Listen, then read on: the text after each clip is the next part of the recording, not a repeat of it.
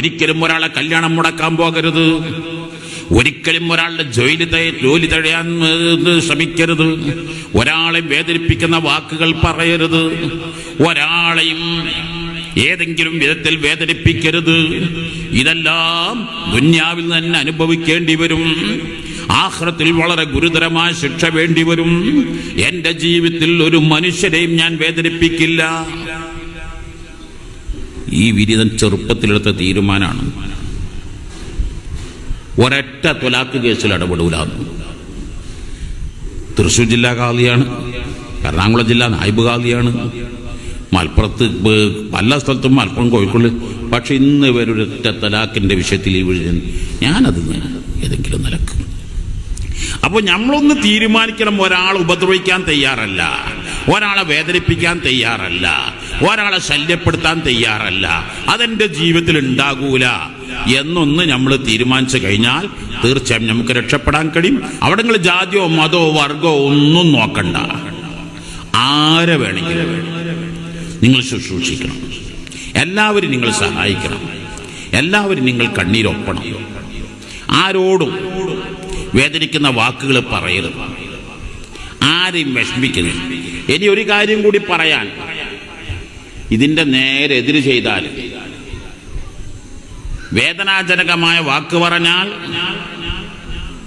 ഉപദ്രവങ്ങൾ ചെയ്താൽ തിക്തഫലം ഞാൻ മാത്രമല്ല അനുഭവിക്കുക. കണ്ണൂർ സെൻട്രൽ ജയിലിൽ നിന്ന് ഒരു കൊലയാളി പരോൾ എൻ്റെ അടുത്ത് വന്നു. അതൊക്കെ ഞാൻ ഓർമ്മക്കൂട്ടിൽ എഴുതിയിട്ടുണ്ട്. ഒരു ഗൾഫുകാരൻ വരുന്ന VIP വരുന്ന ലുക്കിൽ അദ്ദേഹത്തിൻ്റെ അടുത്ത് വന്നിങ്ങണ്. എന്ത് ഡീസന്റ്, എന്ത് സുമുഖനാണ്, എന്ത് ആരോഗ്യവാനാണ്, എന്ത് ഉഷാറാക്കണ്ടിട്ട്. ഞാൻ കരുതി അദ്ദേഹം ഗൾഫിൽ നിന്നിട്ടും വരും. ഇപ്പോൾ ആരെങ്ങനെ എന്താ അത്. അപ്പം ഇങ്ങനെ ചോദിച്ചപ്പോഴാ മുപ്പര് ഓടുന്ന് വരികയാണ്. കണ്ണൂർ സെൻട്രൽ ജയിലിൽ നിന്ന് വരിക, പരോളിൽ വന്നതാ. വന്നിട്ട് അവതരണം തുടങ്ങുകയാണ്. എൻ്റെ ഒരു അയൽവാസി ഉണ്ട്, ഇനി വളരെ വളരെ മോശം സ്വഭാവമാണ്, വളരെ മോശം സ്വഭാവം. ഇങ്ങനെയായിട്ട് 10 വട്ടം പറഞ്ഞിട്ട് ആർക്കും അവനോട് ഇഷ്ടമില്ല, എല്ലാവർക്കും അവനോട് വെറുപ്പേനി, എല്ലാവരും ഉപദ്രവിക്കില്ലേ. അങ്ങനെ ഞാനും ഓനും തമ്മിൽ എന്തോ ഒരു വാക്ക് തർക്കമുണ്ടായി.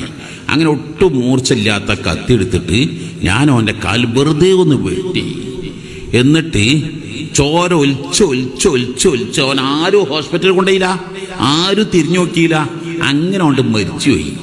എന്തൊരു ലാഘവത്തോടുകൂടെ ഈ പറയണത്. മരിച്ചൊന്നും ഓനക്ക് യാതൊരു വല്ലാത്തൊരു കരിമ്പാറിനേക്കാളും ഉറച്ച മനസ്സ് തന്നെ. അപ്പൊ ഞാൻ ചോദിച്ചു, കണ്ണൂർ സെൻട്രൽ ജയിലിൽ ഞാൻ ആദ്യമാണ് കണ്ണൂർ സെൻട്രൽ ഒരു പരോളിൽ ഇറങ്ങിയ ഒരു കൊലയാളി ഞാൻ കാണുന്നത്. അപ്പോൾ ഞാൻ ചോദിച്ചു, കണ്ണൂർ സെൻട്രൽ ജയിലിലെ അവസ്ഥ എന്താ ചോദിച്ചു. പരമസുഖ. ഞാൻ എനിക്ക് തലക്കറ്റം പൊട്ടുണ്ടോ ഉടച്ചോനെ. ഏതൊരു മനുഷ്യനെ പതറാതിരിക്കുക, പക്ഷെ പെട്ടെന്ന് കണ്ടിട്ട് പൊട്ടിക്കരയാൻ തുടങ്ങി. ഇതങ്ങ് പറഞ്ഞിട്ട് പരമസുഖ എന്ന് പറഞ്ഞിട്ട് പൊട്ടി അത് കരഞ്ഞിട്ട് പറയാൻ തുടങ്ങി. ഞാനൊരൊറ്റ വിഷമത്തിലാണ്. എനിക്ക് 5 പെൺകുട്ടികളാണ്. 5 പെൺകുട്ടികളും കലാതിലകങ്ങളാണ്. അവർ എല്ലാം ഫുൾ മാർക്കാണ്.